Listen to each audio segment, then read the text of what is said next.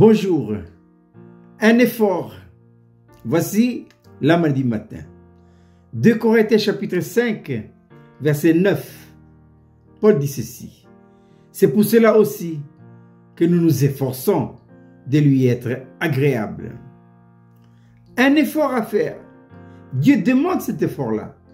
Rien n'est gratuit dans la vie chrétienne.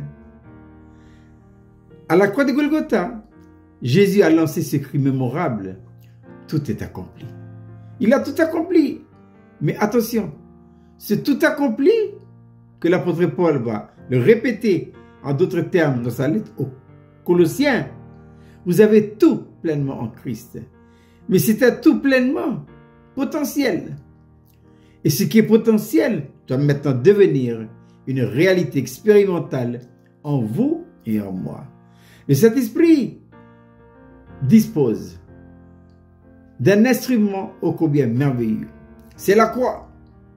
Le Saint-Esprit et la croix travaillent de pair afin de nous introduire dans les réalités expérimentales de toutes nos richesses en Jésus-Christ.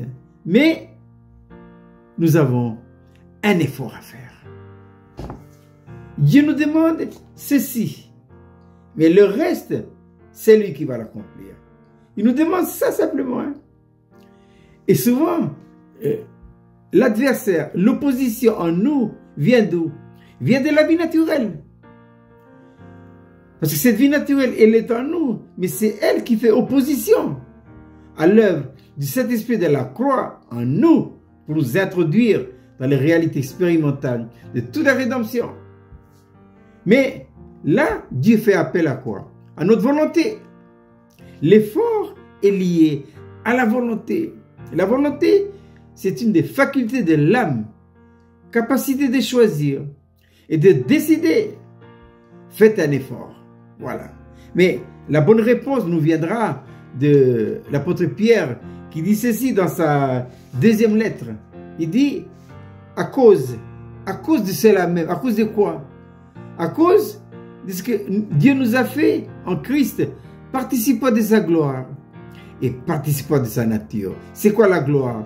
La gloire, c'est la nature de Dieu.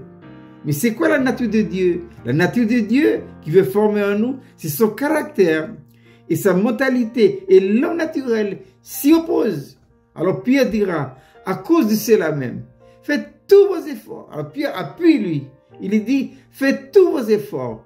Pour faire quoi? Et il dit ici, faites tous vos efforts pour joindre à votre foi la vertu qui nous parle des qualités de notre Seigneur Jésus-Christ.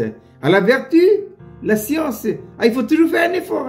Et la science nous parle de quoi? De la connaissance, de la révélation. La révélation n'est pas gratuite. Il y a un prix à payer. Ensuite, l'apôtre Pierre dit, et de la science, la tempérance. Nous devons apprendre à tempérer les choses.